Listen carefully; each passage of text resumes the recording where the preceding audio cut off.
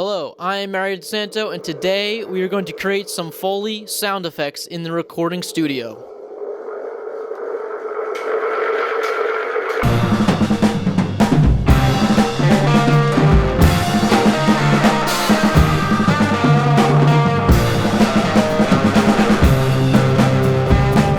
Okay, cheesy introductions aside, let's define what a Foley artist is.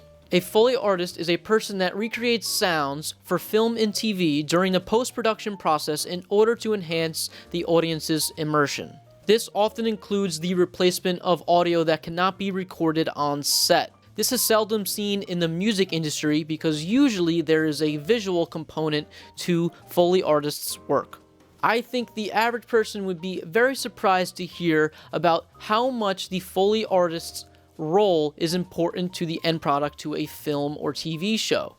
Almost all of the sound effects that are heard come from this Foley artist's work. We're talking everything from clothes swishing, to pens clicking, to doors creaking, to footsteps, everything in between. Those are all things that are recreated in a Foley artist's studio. In a lot of cases, props that are meant to be handled by actors on stage are specifically designed to minimize the amount of noise coming from them.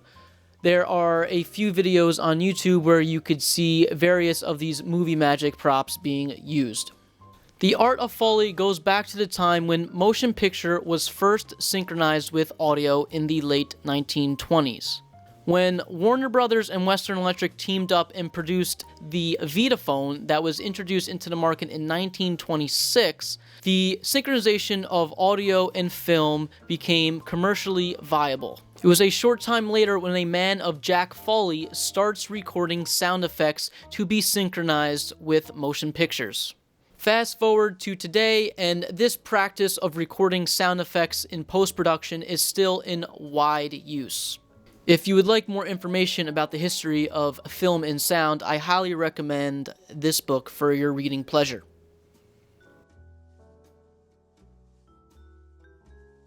And today we will be working on a song that will be included on my upcoming album, Distorted Proportions. The name of this song is Squash Me Like a Bug. This song is comprised of two main parts that I had originally intended to be two separate songs, one being a reprise, something kind of similar to Sgt. Pepper's Lonely Hearts Club Band. During the tracking session, I had recorded both parts of the song in a linear fashion, leaving a few seconds of silence in the middle, so that when I went to edit the song on my mixdown, I could easily do it from there without having to make a precise splice point. And somewhere along the mixdown of this song, I kind of realized that I wanted to do something different instead of keeping this two separate songs. And I realized that the natural gap of silence that I had left between both main parts of this song was perfect for a soundbite. And I was thinking a soundbite of squashing a bug would be perfect there, seeing as the name of the song is Squash Me Like a Bug, and that's the main theme of the song.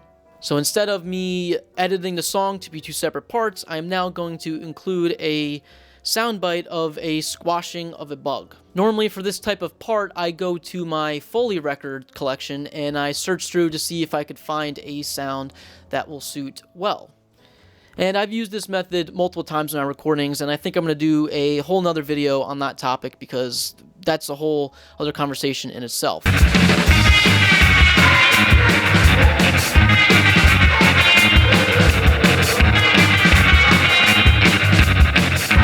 But every now and then you get a sound requirement that you can't find in this record collection, and you need to do something differently. Now, I could take the easy route and go on my laptop and find an audio sample somewhere that's royalty-free, that's the sound of someone squashing a bug, and it would be good to use. But where would the fun be in that? So today, we are going to create our own sound effect akin to a Foley artist. And we're going to have to do a few trial runs to get the sound we're going after, and I have several props that I think will help us in our trials. Here are the props that we have at our disposal today. We have some breakfast cereal, some tomatoes, some walnuts, some strawberries, and some bell peppers. Okay, so let's take a listen at the breakfast cereal and strawberries first.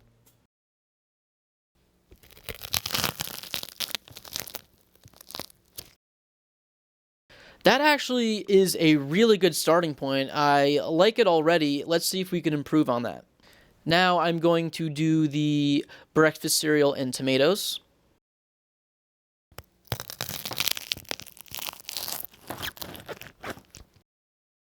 I think I would like this one a little less. It doesn't have as much squish as I would like. So let's try something completely different now. Let's go with some cracked walnuts and strawberries.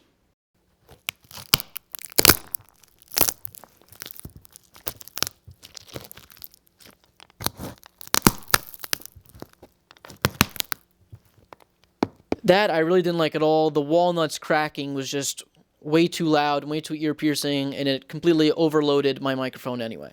Let's just try plain old bell peppers now.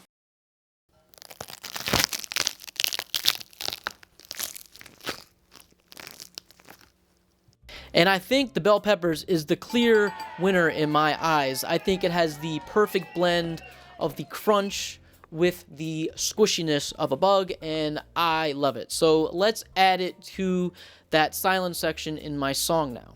I'm going to leave the setup exactly the same, and I'm going to record it onto the necessary track on the tape machine. And let's take a listen of the song without the soundbite added first, just so we have a benchmark recording.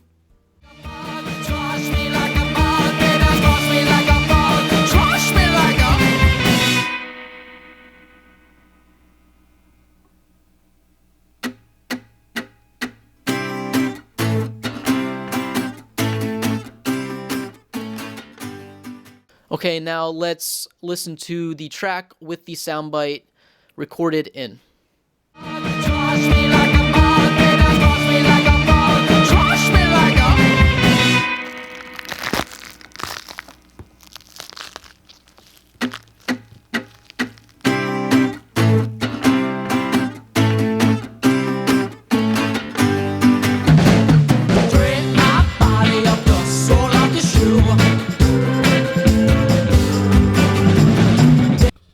I hope you guys like the end result.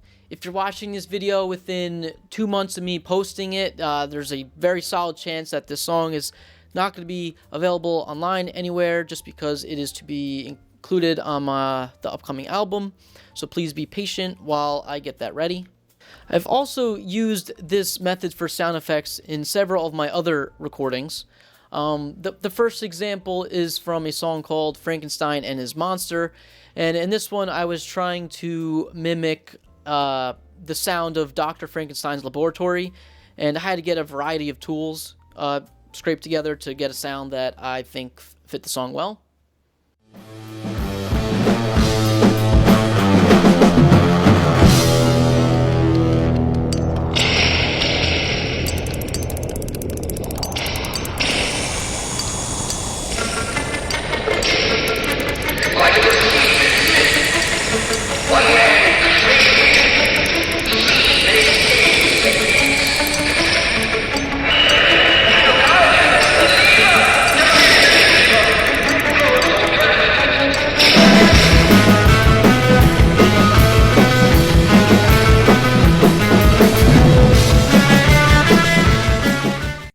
I've also used these C-pods to sound like pills in my song Medication Time.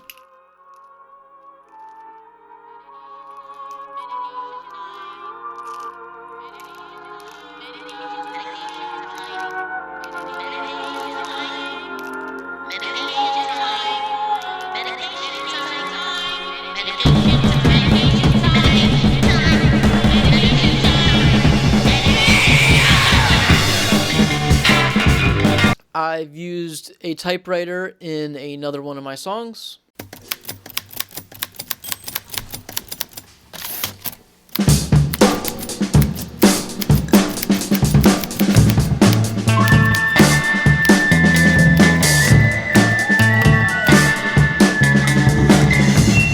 I've gone full Monty Python before and done some horse hooves on a song I did with Fairy Fuzz called The Runaways.